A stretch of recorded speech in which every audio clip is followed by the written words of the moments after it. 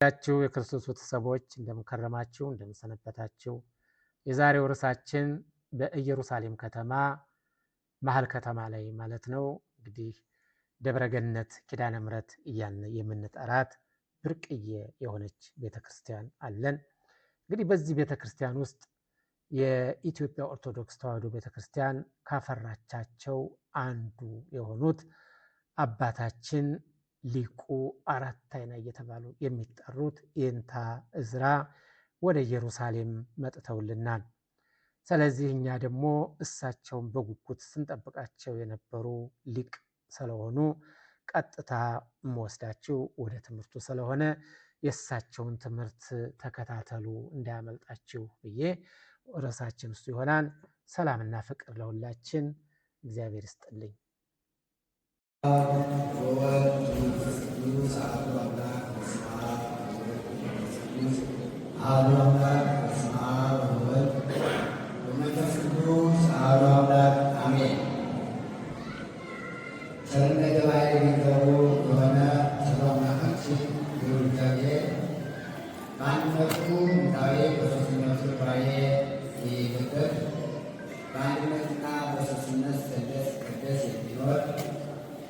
ሰላሙ ስፋቱ ርቀቱ በሰማይ በምድር የመላ ስልጣንና መንግስት የባህሪ ገንዘቡ የሆነ የፈጠረውን ፍጥረት በየሰዓቱ በየዕለቱ በየዓመቱ መዓልቱና ሌሊቱን በጋውንና ክረምቱን እያፈራረቀ የሚመግብ ዝናብን ለማብቀል ፀሐይ ለማብሰል ፈጥሮ በዝናብ እያበቀለ በፀሐይ ያበሰለ ከሁሉ ሁሉ የሚመግብ የፍጥረታት ባለቤት እግዚአብሔር በአፈ መላእክት በደቂቀ አዳም ስሙ ለዘላለም የተመሰገነ ነውና ነፍሱ ምስጋና ይድረሰው እያልኩኝ ብፁዕ አባታችን አቡነ ናትናኤል በቅድስት ሀገረ ኢየሩሳሌም የኢትዮጵያ ገዳማት ጳጳስ፣ የገዳሙ መጋቢ እንዲሁም በገዳሙ የምትኖሩ አበው መነኮሳት መነኮሳያት በዚች ሀገር እግዚአብሔር ፈቅዶ ወዶ እንድትኖሩ መኖሩን የሰጣችሁ ምዕመናን አባቶችና እናቶች፣ ወንድሞችና እህቶች እንዲሁም ሕፃናት ቅዱስ ሥጋውን ወደሙን ለመቀበል ተገናኝታችሁ ለብዙ ሰዓት እውነተኛውንና አማናዊውን የክርስቶስን ቅዱስ ሥጋውን ወደሙን የተቀበላችሁ ለመቀበልም በደስታ ያላችሁ ሁላችሁም እንደሚገባችሁ በየስማችሁ በየማዕረጋችሁ በየጾታችሁ አንድ አምላክ በሚሆን በአብ በወልድ በመንፈስ ቅዱስ ስም እንደምን አደራችሁ? እንደምን አረፈዳችሁ? እንደምን ከረማችሁ? እንኳን አደረሰን አደረሳችሁ። አሜን። እናንተን ካላችሁበት ቅድስት ሀገር ኢየሩሳሌም ጠብቆ አቆይቶ ይህን ደግሞ ካለሁበት አነሳስቶ አምጥቶ እንድንገናኝና እንድንተዋወቅ የፈቀደልን እግዚአብሔር አምላካችን አሁንም ስሙ የተመሰገነ ይሁን። አሜን። እሴብሖ ኢየሩሳሌም እግዚአብሔር፣ ኢየሩሳሌም እግዚአብሔርን ታመሰግነዋለች። መዝሙረ ዳዊት መዝሙር 147 ቁጥር 1 ላይ ተጽፎ ይገኛል። ነቢዩ ዳዊት እንደሚታወቀው የኢየሩሳሌም ስርወ መንግስት የመጀመሪያ ንጉሥ ነው። ሳኦል ከሱ በፊት ቢነግስም ግን ሳኦል ያለ እግዚአብሔር ፈቃድ የነገሰ ስለሆነ የመጀመሪያው ንጉሥ ተብሎ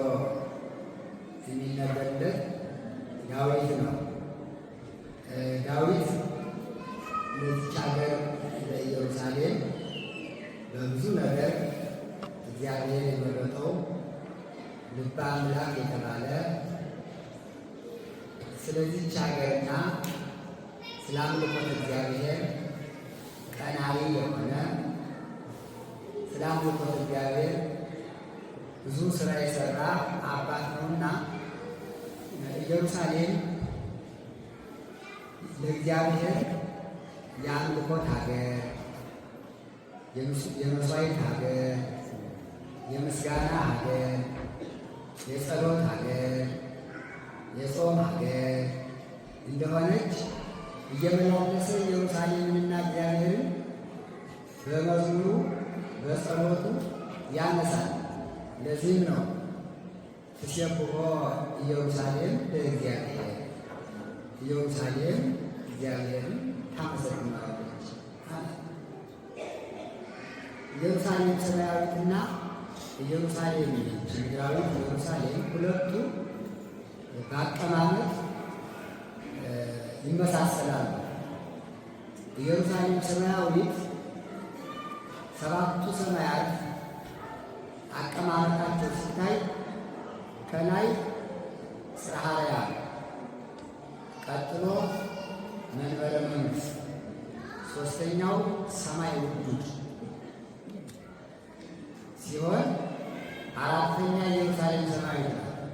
ከታች ወደ ላይ ሲቆጠር ደግሞ ኢዮርና ራማ ኤረር ሶስት ዓለመ መላእክት፣ ከላይ ሶስቱ ሰማያት፣ ከታች ሶስቱ ሰማያት ዓለመ መላእክት።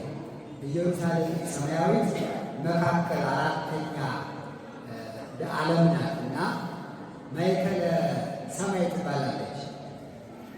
እንደዚህ ውጪ ምድራዊ ኢየሩሳሌም ደግሞ ማእከለ ምድር ናት፣ ማእከላዊት ናት። እግዚአብሔር ይችን ሀገር ሲፈጥራት በምስራቅም በምዕራብም በሰሜንም በደቡብም ለፈጠረው ዓለም ምድር ለምድራዊ ዓለም መካከለኛ አድርጎ ፈጥሯል። መካከል ላይ ነው ያለች፣ የተቀመጠች መካከል ላይ ነው። ኢየሩሳሌም ሰማያዊትና ኢየሩሳሌም ምድራዊት በአቀማመጥ ይመሳሰላሉ። ስለዚህ ነው ኢየሩሳሌም እግዚአብሔርን ታመሰግነዋለች ያለ። በኢየሩሳሌም እግዚአብሔር መመስገንን መመለክን ወዷል፣ አሁንም ይወዳል። ኢየሩሳሌም የሰላም ሀገር፣ ሀገረ ሰላም፣ እግዚአብሔር ሰላምን ይገልጽባል። ሀገረ ሰላም ብሎ የሰየማት የመጀመሪያውን ንጉሥ፣ የመጀመሪያውን ካህን፣ የመጀመሪያውን ባሕታዊ ገዳማዊ ቅዱስ መልከጼዴቅን ያስቀመጠባት የሰላም ሀገር ኢየሩሳሌም ናት። ኢየሩሳሌም እሷ የሰላም ሀገር እንደመሆኗ መጠን በእሷ በኢየሩሳሌም ላይ የመጀመሪያ የተሾመው ንጉሥ መልከጼዴቅ ንጉሠ ሰላም ይባላል። ሀገሪቱ የሰላም ሀገር፣ ንጉሷ ደግሞ የሰላም ንጉሥ። ካህኑ እሱ ነው። መልከጼዴቅ ብሂል ንጉሠ ሰላም ብሂል። መልከጼዴቅ ማለት የሰላም ንጉሥ ማለት ነው።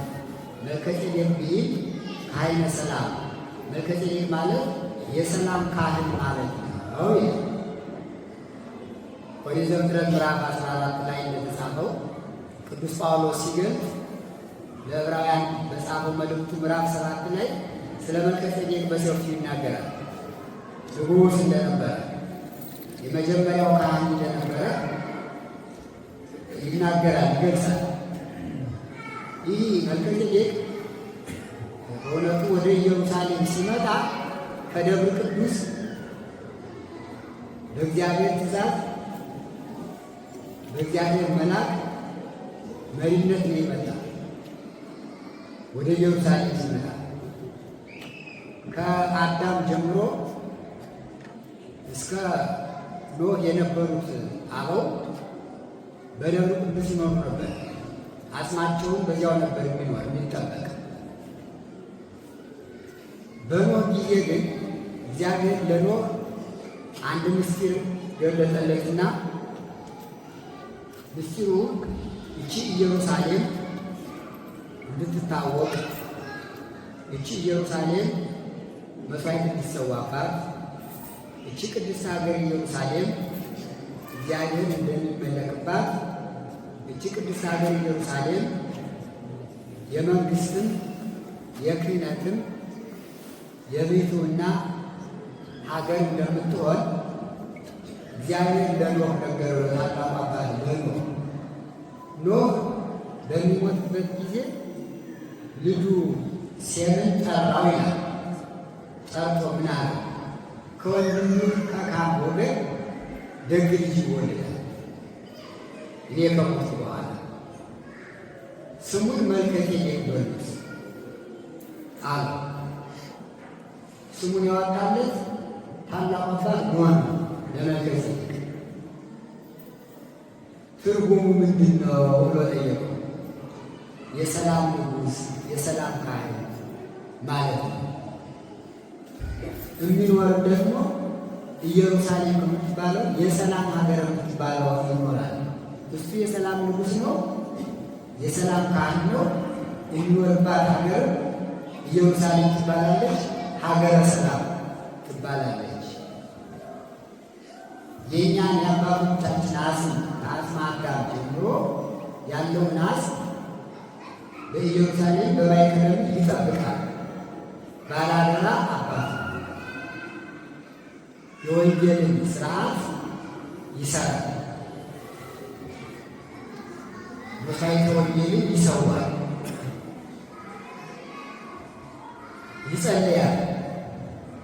መንግሥት ንጉሥ ሆኖ ይፈርዳል። ካህን ሆኖ የክህነት ሥራ ይሰራል።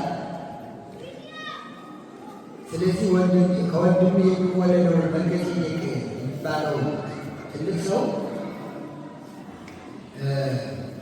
ከእግዚአብሔር የተገኘውን ወርቅና ብር፣ ዕጣን፣ ወርቅ፣ ዕጣን፣ ከርቤ በቤተ መዛግብት በደብረ ቅዱስ የነበረውን አሸክመህ አጽመ አበውን ይዘህ ወደ ኢየሩሳሌም ገስግስ ይላል። እሺ ያለ ኖህ አረፈ። መልከጼዴቅ ተወለደ። ስሙን መልከጼዴቅ